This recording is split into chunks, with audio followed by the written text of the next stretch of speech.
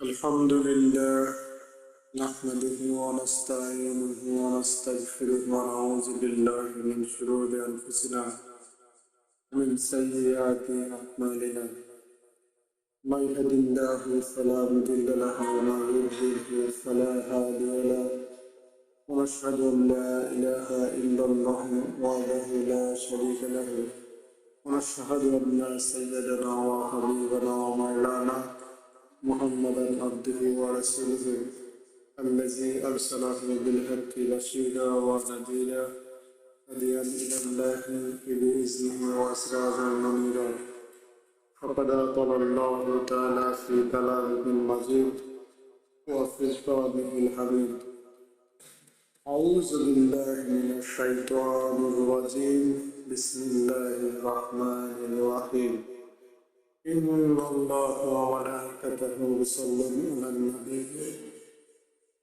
يا أيها الذين آمنوا صلوا عليه وسلم সকল প্রশংসা সেই আল্লাহ তাআলার যিনি আমাদেরকে সৃষ্টি করেছেন এবং এই যে পৃথিবীতে পাঠিয়েছেন তার নামের আশাকে আমরা যেভাবে ডাকলে উনি শুনবেন, যেভাবে ইবাদত বন্দেগী করলে উনি সন্তুষ্ট হবেন, সেই ব্যাপারে আমরা খেয়াল করব।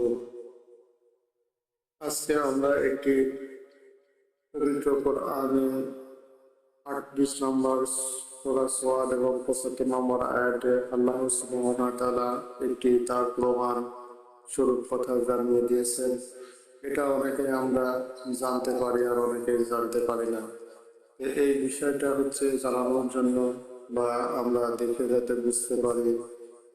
অনেকেই আছে তর্ক বিতর্কের মধ্যে জড়িয়ে যায়। আল্লাহ সুবহানাহু ওয়া তাআলার যে হাত আছেন সেটা তার প্রমাণ স্বরূপ আমরা একটি দেখতে এবং শুনতে পারবো। কেননা কোরআন যেহেতু আমাদের শ্রেষ্ঠ ধর্ম মুসলমানের, সেই পবিত্র কোরআনে এই কথাটা আল্লাহ সুবহানাহু ওয়া তাআলা উল্লেখ করেছেন 38 নম্বর সূরা সাদ এবং 75 নম্বর আয়াতে। চলুন দেখে আসি ওখানে আল্লাহ তাআলা কি বলছেন। قال يا إبليس ما منعك أن تسجد لما خلقت بيدي أستكبرت أم كنت من العالين। আল্লাহ সুবহানাহু ওয়া তাআলা ইবলিসকে জিজ্ঞাসা করলেন, হে ইবলিস, আমার হাতে আমি যাকে সৃষ্টি করেছি তার প্রতি সিজদা নত হতে কিসে তোমার বাধা দিল? তুমি কি অধিক